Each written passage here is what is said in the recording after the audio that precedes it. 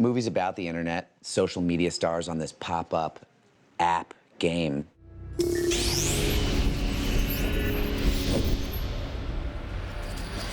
It kind of seemed appropriate to have a bunch of our favorite internet stars. We like casting on Instagram and on Vine, just keeping an eye out for actors from unusual places. It just adds a lot of energy and authenticity to the movie, and they're fun to work with. They have great ideas.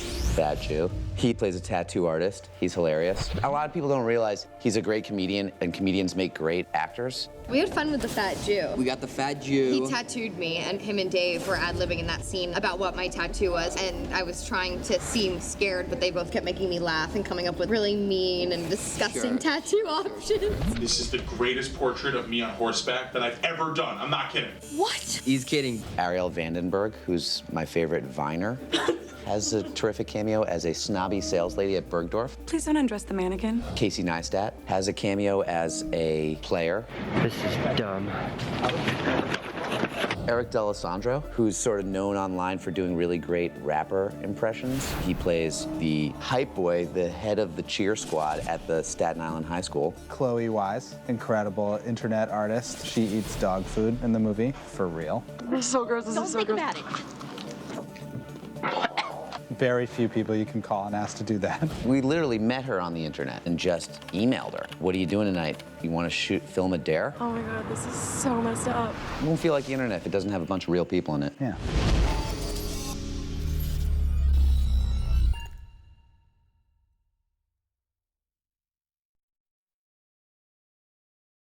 We have a system that we've developed over many years where we alternate which words we say to the actor. So it goes like this. Emma. Will you please act more well? Thank you. Good.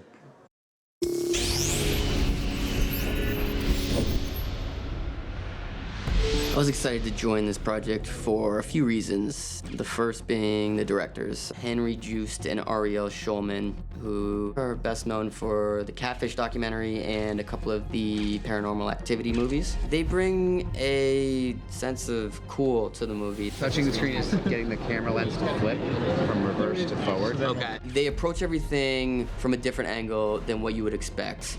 They really are taking risks, and they have a point of view which is so important because you see movies out there that just feel so down the middle. This one, it's like, it's really going for it in terms of the color scheme, the way they're shooting it. It just gives the film a lot of energy. All right, here we go, rehearsing. Henry and Rel are amazing. I love working with two directors. It's really fun, especially on a movie like this where everyone wants to be so collaborative and everyone's so creative involved. It's so nice. It's like we have like our huddle like before we start work. It's like everyone's just like throwing out ideas and talking. That way. Cut. Also, they just bring such different things to the table, but are also on the same page, which I think is very rare with probably two directors. They complement each other really well, and I think just visually they're doing something that's so amazing and fresh, and they're really involved. When she's giving her speech, hint of pride. We wanted it to be really colorful and really dynamic and exciting, and be an action movie that takes place in a world where GoPros exist and kind of embraces that like exciting new cinema of YouTube. The reference for most of the action scenes were YouTube videos. Yeah. It's video, dude. Our goal making the movie was for you to watch it and say, that doesn't exist yet, but it should. And I really feel that way about Nerve. This should be a thing. I can't believe it's not a thing yet. And the same goes for the score and the soundtrack and the actors and the dares. It's really fun. I get to make movies with my best friend. And Thanks, man. hey, you're welcome. Respect. 1, 2, 3.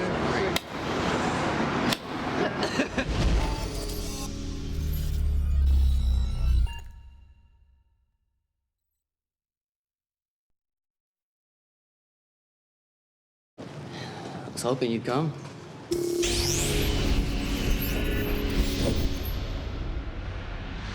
My love affair with Dave Franco started in Hollywood. You just want to hang out with him. You want to be his friend. I think everybody feels that way. He's really funny, warm, engaging guy. You look very pretty.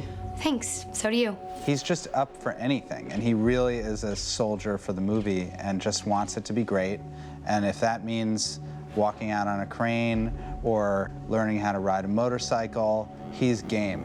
I've done primarily comedies up until this point. Part of the reason I wanted to do this movie was to do something a little more serious, and this character could have easily been the type of guy who's, you know, mysterious and brooding and takes himself really seriously. This is crazy, don't know! But I didn't want to do that. I wanted to bring a little bit of humor to him and a guy who can make fun of himself. Okay, ow. There are very emotional, intense scenes where I feel like I've had to push myself a little harder than any of these comedies that I've done. Working with someone like Emma and having the directors who are so smart, it created a safe place for me. You don't do this. Yeah, exactly. Dave is amazing. I love working with him. We met years and years and years ago, and we did a music video together, and he was just so charming and funny and sweet. We could go by horseback. I wanted to do a movie with him for like a while, and we kind of have almost like both been in the same movie a couple times, and then it's never happened. And when I read this, I was like, there's no other guy to be Ian but Dave. And everyone kind of agreed, and they're like, we know, he's the guy. The Watchers want me to team up with you. I remember they had cast me, and within the month, they were like, Dave's doing it too. I almost made myself laugh. The two of us just click really well, and we're having a lot of fun together. I'm definitely gonna miss him when the movie's over.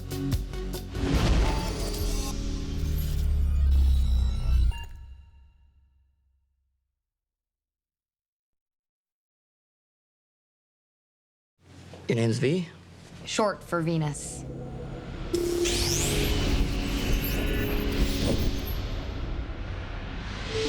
Emma embodies the character perfectly. She's sweet, she's funny, she wants to step forward and be the life of the party, but she plays it as shy so well. And action.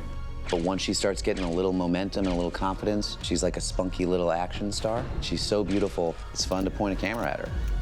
V, or Venus, which that was also something I loved. I loved her name. Such an original name for a character. Life is passing you by. You need to learn to take a few risks every once in a while. I do take risks. She's pretty much kind of your average girl at the end of high school, and then through playing the game ends up kind of finding herself and finding out who she is and telling people to stop defining her. If you're wondering where I am from now on, sign up and watch me. Emma is so grounded and real, and when you do know someone going into a project, it makes you be more real too. It's just very comfortable and very easy with her. I love it. I love Emma. I don't know, I think she brings like a really nice realness to her character, and I think we get along really well. It's like been so easy. Kiss a stranger for 5 seconds? I worked with Emma Roberts on a film 7 or 8 years ago, and we kind of had a unspoken bond then, and how Sydney and V feel for each other, I kind of always felt this sort of understanding and closeness to Emma. You've been dared. We pushed Emma to her limits. That's what she was looking for. She's like, I want to do this movie because it's going to push me ways I haven't been pushed, physically and emotionally. You gotta get on the back of a motorcycle in the middle of the night on wet New York City streets. You gotta run through a major department store in your underpants, past hundreds and hundreds of people. And you have to rap Wu-Tang Clan. While getting a tattoo from the Fat Jewish. Yeah. Sounds pretty fun. Not your typical day.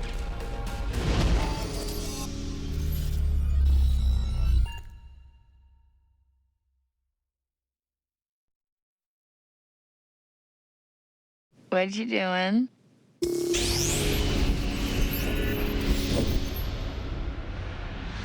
When you meet Sydney, she's somebody who wants to be a star and wants to be famous. I'm counting on you to get me to the final round. Sydney is a cheerleader, but she's not. She's a very atypical cheerleader. So it's kind of the new cool of this upcoming generation. Emily Mead is one of the best young actresses in the country. Set and action. She's got this like cool sexuality about her. She plays the cool girl, and she kind of is the cool girl. Probably embarrasses her if I say that, but she is. Emily and I actually did a movie together, I think like 5 or 6 years ago, which is so crazy. We were still playing high school. And when I read Nerve, I actually thought of her for the role. It's kind of come full circle, and it's cool that we get to play friends because we were close. Siege, wake up! This is a game! Her character is kind of the best friend that I think we all have had or have, who is just kind of more outgoing and more like vivacious, and all the guys love her. Hey, JP, do you have a girlfriend right now? They're such opposites, but you can see how much they love each other. She was one of the first people that I met. And it's, again, ironic. I'm supposed to be like, oh, she's like obnoxious and she's kind of the worst, but like she's not at all. Mainly she embodies in the character, which is like a raspy confidence. So she had that to draw on, which was great. And she's just so much fun. I'm fun.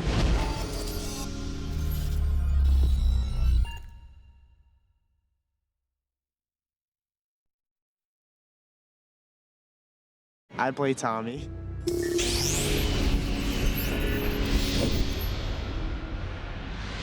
I'm like V's best friend in the movie, and he's worried about her safety. You know that some kid supposedly died in Seattle playing Nerve? He's like a hacker and knows a lot about that kind of stuff, and so he's trying to get his friend to like not take place in it. Oh my god, I can't believe I just did that. V, you're not going to the city. You said one dare. The directors, they're really cool and had me like meet people that actually knew what all this stuff was, like involving hacking, like the dark web and stuff, and I got to learn a lot about that. Let's take this game down. I love Miles. We're such kindred spirits, Miles and I. He's so great in the role of Tommy because he's playing it so different than I read it in such a good way. Like, he feels like actually my childhood best guy friend who was like my Tommy growing up. He twisted his ankle. Yeah. And he's supposed to be helping me. That character could have easily been this cliche of someone nerdy guy who's like so obviously in love with her, and it's like, you know, he's never gonna get her. But Miles is such a great choice because he's real. He's a good-looking dude, and it's like you look at the movie and it's like maybe she should be with that guy. We call him Young Leo, as in DiCaprio. He's just so charming and wonderful, and he actually turned 21 on the film, so we all actually went and celebrated his birthday together. It was so much fun. The whole cast and the directors and everybody came out for it. It's fun to be a part of something where it hasn't been difficult to forge friendships. It's a lot more comfortable and easy to act like we are a friend group.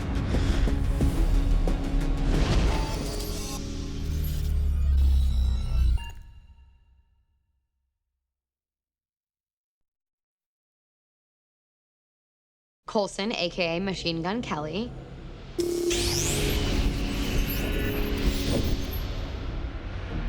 Yeah, hold it up. Yep. Great. That guy's a star. Yeah. So this is the second time we've worked with Coulson, Machine Gun Kelly, Baker. You're the most recognizable person I know. Because he's a professional musician, I think he has this kind of comfort level with people and controlling the way he talks and sounds. It makes him an amazing actor. What's up, Washers? He takes it really seriously, which I love. Like, he just really wants to do a good job and dives in a way that's just so deep. Like, you really feel his character is a real person. I gotta win this game. Part of being a player on Nerve is performing for your audience of anonymous watchers. And his character is one of the most popular players. Who wants me to shoot her? Yes! He's gonna have a long and prosperous acting career. Machine Gun brings such an intense, great energy to the part where you look at this guy in real life, there's like an interesting history there, as opposed to like taking some pretty boy actor and trying to like rough him up as they're kind of doing with me in this role. I'll do it!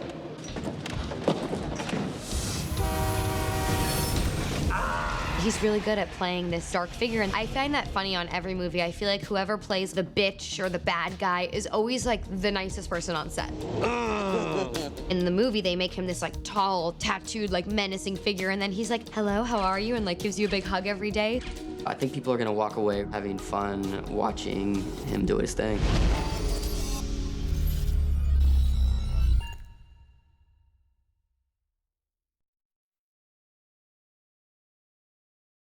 Rel and Henry only want to shoot in New York City.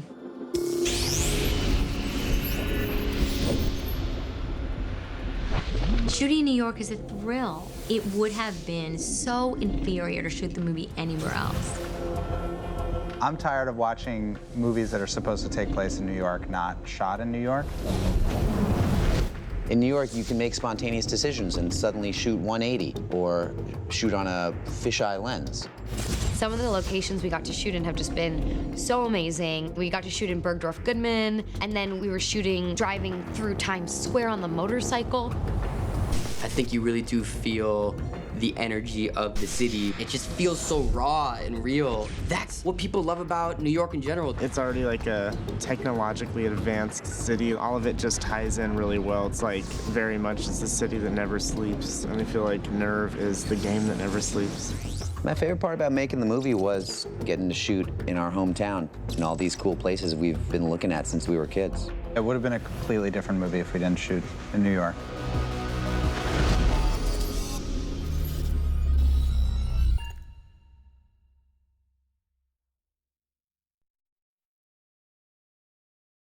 When they told us about the motorcycle dare, I was like, oh my God, that's so cool, I love that.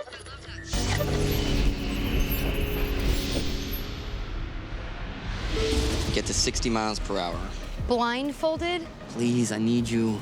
They said you're gonna get on the back of the motorcycle and Dave was gonna be driving it part of the time. So we had like a whole practice in this parking lot where he rode this motorcycle around and they put me on it. Action! You never really eased into it. I didn't know. I don't blame you. No. I was scared on with him, but I learned 2 weeks earlier how to ride it, so I thought it was like 2 hours, so I'm glad you had 2 weeks of practice. That was good. They put me on with a stunt guy, and they literally shut down Madison Avenue at 2 in the morning and put me on the back of this motorcycle, and we went through this tunnel very fast while a camera followed us in a car. Was the craziest thing I've ever done. I was mostly just terrified also because I was wearing literally a sparkly mini dress. So I was like, okay, I mean, you know, God forbid I fall off, I'm bare legged. And when I saw the movie, I was like, how did you guys let me do that? Like, why? I'm glad it was the very first thing we shot because by the end of the movie, neither one of us would have done anything that crazy. Oh no, right? for No sure. way. No way. When we were riding the motorcycle together, they put us on this whole rig that we were on for hours and hours and hours at a time. Right. Attached to the back of a car. Which is also difficult because like I'm pretending like I'm zooming through the city and you're like having to kind of go like this back and forth and it feels I would really like take my fake. arms off him and like scratch my head. They're like, Emma, you're supposed to be going 60 miles an hour on the back of a motorcycle.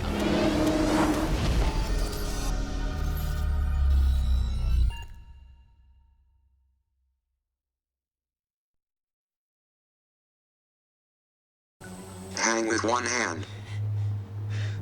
What?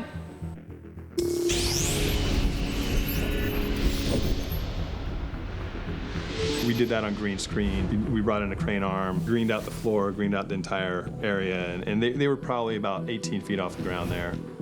The most difficult for those guys was, as they're walking out, the tubing on the crane arm, you know, the steel tubing is like a balance beam. It's only about 4 inches. For stunt people, it's a little easier because most of the time they don't do the words. They're just doing the motion, so they could focus on their physicality, you know, where the actors have to worry about staying in the moment, playing the scene with the other actor. You've got to play the scene and remember your dialogue. You don't have to do this. So it's just like one more layer of kind of distraction from your safety element. So I'll be probably counting it first, and then when I'm done, I look for it. Right. It was probably my most emotional scene, just because this is the exact same dare that my character did the previous year where he saw some kid fall and die from the crane. Grab my hand! And so I'm trying to muster up these like real emotions as if I'm in the most intense situation you could ever imagine. And I hope that when they actually put the graphics in, that you really will feel I went there emotionally. 1, 2, 3, 4, 5! It's always tough when you're doing green screen, but I think they pushed me during that scene.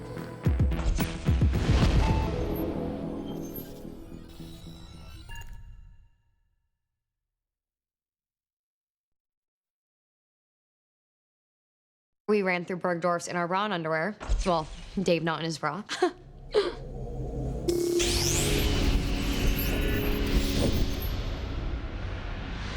Today we are filming a scene that takes place in Bergdorf, a high-end department store. Did you take my stuff? I mean, my wallet, my clothes, everything's gone. No, my stuff is gone too. Essentially, the dare ends up being the two of us running out of the store in just our underwear. Not the most fun scene in the world to shoot, but feel comfortable enough with everyone. But the crew did say that they were all gonna get naked, or at least in their underwear, for a show of solidarity, and I haven't seen that. But yeah, it's been okay. Do you... Nothing was as difficult as having to be in my bra and underwear in Bergdorf's. I'll tell you that. We were like, after we run through in our bra and underwear, we want a large pizza and cupcakes. Because obviously been trying to eat healthy before having to do the bra and underwear stuff. So I was like, I want pizza immediately when we finish that. That was our request. That was our only diva request on set. Whoa, hey, stop. That was more nerve-wracking than the others. For me,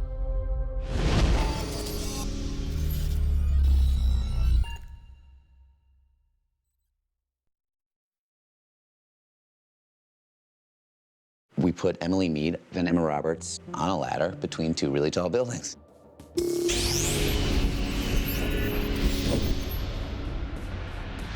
We practiced inside on 2 cranes with the harness, but I wasn't wearing my costume. I had sneakers on, and we were inside, so I wasn't looking down at, like, actually how high up I was. Hey, go back! I'm right here. That's her crying. She cried. Yeah, I'm horrified, yeah. She cried, we yelled at each other, but she did it. Yeah. She was brave. Yeah! That's part of how you get the spontaneity of what a YouTube video feels like. Less acting. They're professional actors, but sometimes they're best when they're not acting. Baker Mark. And action. the ladder stunt was not in the script that I read, and when I flew to New York to film the movie, that was added. I was kind of good at it. Yeah, you were really good at it. But I was scared. I was like, I would like grab him before and be like, tell me it's gonna be okay. Baby, give me your hand. Come on, come back inside, please. It took me a few times to get across. Like at one point I just got on my hands and knees and like held onto the ladder and told them they had to come up and get me. They're like, you need to get across. I kind of had to face my fears. I'm very scared of heights. Is that like top 3 fears of yours? Yeah, top 3, What for are the sure. what are the other 2? Claustrophobia, heights, and then maybe sharks. What about you? Turbulence. What do you do when there's turbulence? Are you the person who's like gripping on? Are you talking? Are you like I'm the person silent? who's like yelling for the flight attendant or crawling over the seat to talk to someone's dad and tell me it's gonna be okay. If you had told me like 5 years ago that I had to do that, I would be like, I genuinely can't do it, and I would have probably had them do a stunt double. So yeah, I think this movie's teaching Emma Roberts how to get her nerve.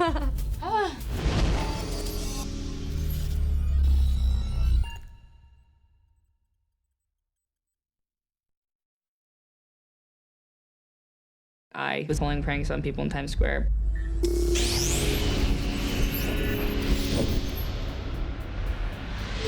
My first night, actually, was me going out into Times Square, mic'd with a camera crew sort of far away, and then Nico, our stills photographer, posing as a tourist with a camera around his neck. And I was going up to actual people in Times Square, pulling pranks on them. I had a fart machine, and I was going and farting on people. It's time to go to the bathroom. Oh my God. It's inappropriate, but I had a cat in my jacket, and I was asking people to take a picture of my pussy. Could you guys take a picture of my pussy? Leading them to believe that I meant something else by that word, and then pulling at the cat. That was very fun. Oh my God, oh my God, oh my God, oh my God. Oh my God. I've always loved pranks, and I'm getting older now and feel like it is verging on highly inappropriate to still be doing that, so it was really great to have a valid excuse to actually pull pranks on people for a cause. I'm fun and you're boring.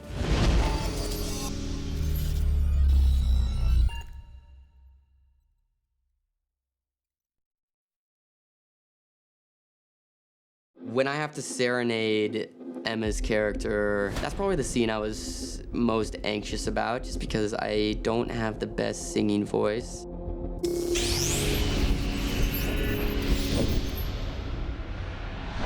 I see a love that money just can't buy. I just approached it in a way where it's like, maybe it'll be even more charming, hopefully, if this guy just fully commits, even though his voice does kind of suck. On top of that, I wanted the scene to be very active, so it wouldn't just be me standing in place trying to belt out these notes. So I'm running across tables, I'm spinning around, I'm grabbing anything on their tables to like help me just find a tune. I'm very happy they chose the Roy Orbison song because it's not a song that everyone knows. It's not gonna be something that people immediately watch and they're gonna be like, wow, he's really not hitting those notes. You got it. And on top of that, this is just like a classic song as opposed to what you would maybe expect to see in a movie about teenagers. The directors want to come at this movie from a different angle and just give you something that you haven't seen before. What is he doing? I have no clue. I'm sweating just thinking about it right now, but I'm glad it's done. I think it went okay, and I hope to never have to sing on camera again. Anything you want, you got it. Anything you need, you got it.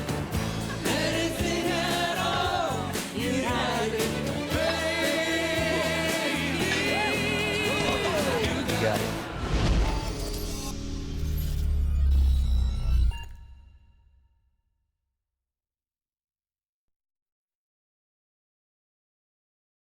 Yeah, we can talk about the music.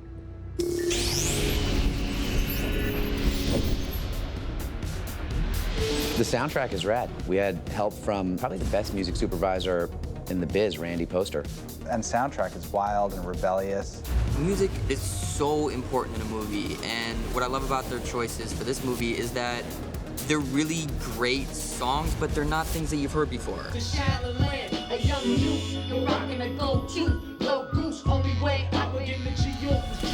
It's a catchy soundtrack. Wu-Tang Clan, Holy Ghost, Halsey, Melanie Martinez, Rob Simonson score. It's great. You have to find things that are cutting edge enough that they'll still be cutting edge when the movie comes out. Don't forget, there's a couple of golden oldies in there, too. And there's some golden. There's a really significant appearance by our favorite Roy Orbison song, You Got It. Anything at all, you got it.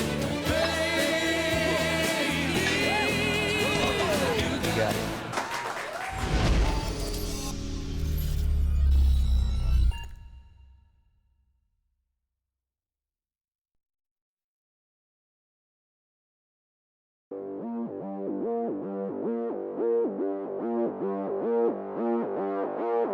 Are you a watcher or a player? Let me know. We're here in NYC. We're playing Nerve.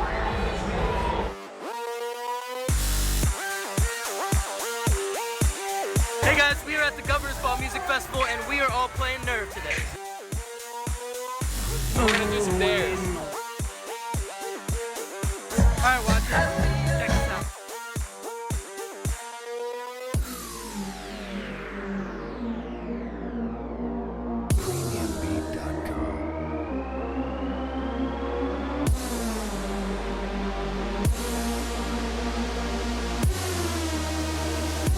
Got a ring and I'm about to ask a stranger to marry me. Alright, I know we just met, but will you marry me? Sure. Oh, it fits!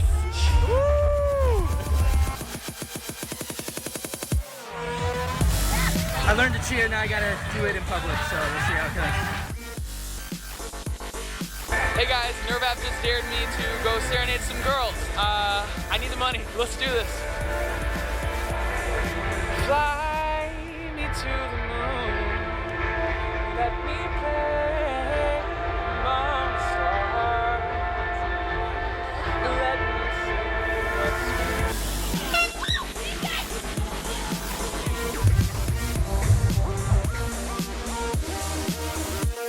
Let me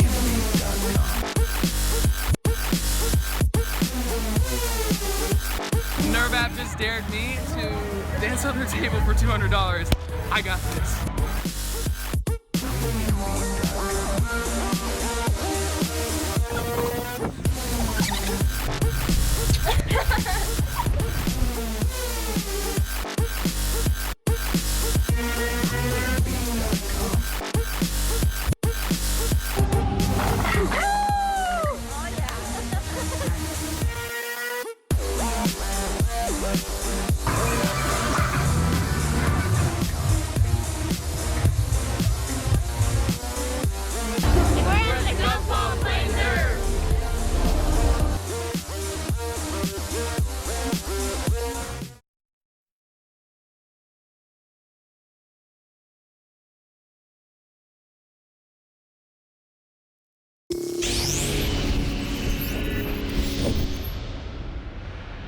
Rolling,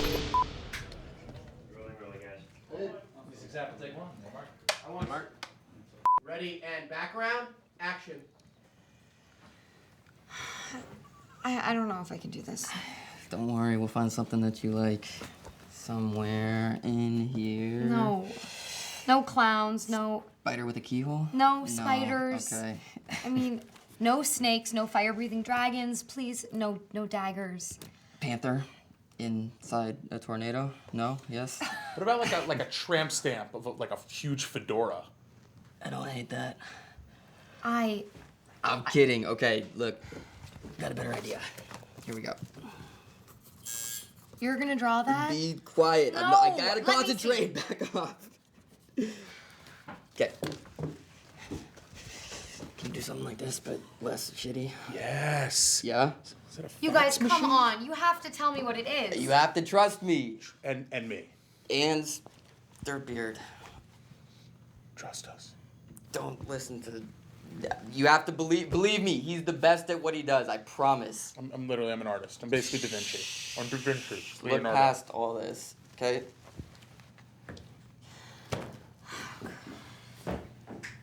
And cut it. Cut, guys. Hold on. I'm gonna blow your mind. I have a vision. George Washington, he's on the wings of an eagle and he's ejaculating a lightning bolt into heaven. Wait a minute. Hold on. I've got a vision. Rosie O'Donnell, but her arms are burritos. Obama riding on the back of a bear, shirtless, lasers coming out of his eyes. George Clooney, but with beautiful breasts. I mean, like perfect, tastefully done breasts. George Clooney, he's on a unicorn sliding down a rainbow into a waterfall of rosé. A huge tramp stamp on your lower back of just like a juicy cheeseburger. Whoa, whoa, whoa. What about this? Just a tattoo of my dad. Tasteful. He's gorgeous, honestly. He's a nice looking guy. He's strong. I'm serious. A friend of mine just had a baby, okay? Guatemalan. This baby is gorgeous. Just get it on your arm like it's your kid. It's one of the most beautiful kids you'll ever see. I swear to God. Symmetrical face like an angel. Okay, and cutting. All right.